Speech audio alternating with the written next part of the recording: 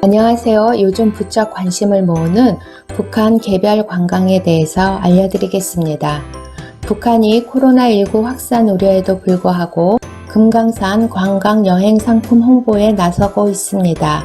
북한이 운영하는 조선 금강산 국제여행사는 지난 15일에 홈페이지를 통해 금강산의 모습을 담은 사진들과 홍보 글을 올려서 주목을 받고 있습니다. 북한이 코로나19 방역을 위해 국경 봉쇄까지 하였지만 북한 관광 홍보에 주력하는 것은 아마도 외화 확보를 위한 것으로 보입니다. 이에 남북관계 개선에 주력하고 있는 우리 정부도 대북 제재 위반 사항에 포함되지 않는 대북 개별 관광 실현을 타진하고 있습니다.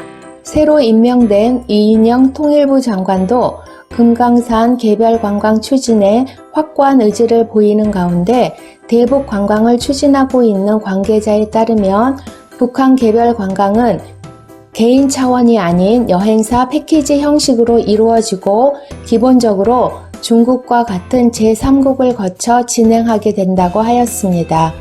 기존의 우리나라 국민이 방북하기 위해서는 통일부로부터 북한과 접촉 승인을 받아서 북한의 기관과 또다시 접촉해서 신변 안전 보장 각서와 초청장을 받은 뒤 또다시 통일부에 방북 신청을 하는 일련의 복잡한 과정들이 필요했었습니다.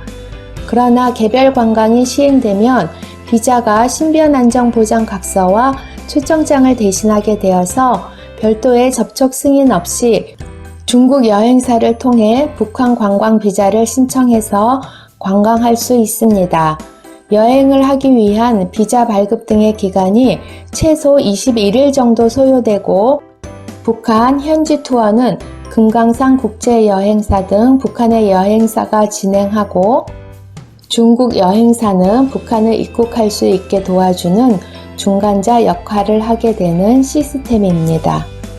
대북 관광 사업 관계자에 따르면 남북 관계의 특수성을 떠나 대북 여행도 비자가 필요한 다른 해외 국가를 여행할 때와 크게 다르지 않다는 점이 개별 여행의 핵심이라고 강조하였습니다. 북한 여행의 가격도 구체적으로 밝혔는데요.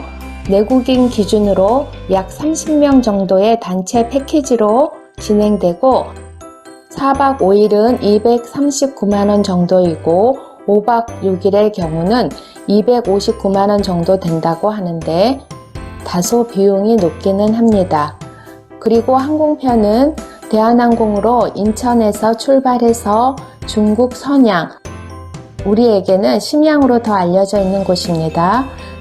선양에서 1박을 하면서 북한 관광에 관한 오리엔테이션을 필수적으로 진행하여야 하고 이후에 선양에서 평양 구간은 북한의 고려항공을 이용해서 이동하고 평양 일대를 관광할 예정인데 우리나라 사람들은 외국인에 비해서 관광지가 제한적이고 자유시간이 없이 정해진 일정대로 움직여야 한다고 합니다.